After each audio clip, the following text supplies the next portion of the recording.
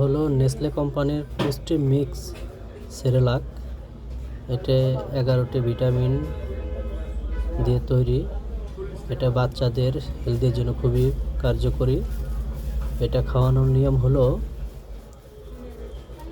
সাগু রান্না করবেন অথবা বিভিন্ন সবজি অথবা খিচুড়ি নরম করে পাক করানোর পর এটা খাবারটা ঠান্ডা যখন হবে তখন এর 1 প্যাকেট পুরা খাবারের সাথে মিক্সার করে দিবেন।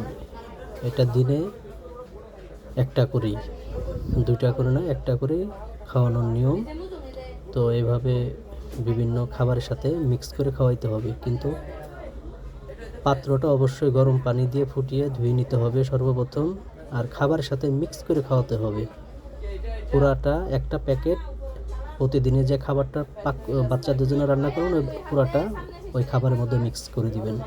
ধন্যবাদ সবাইকে।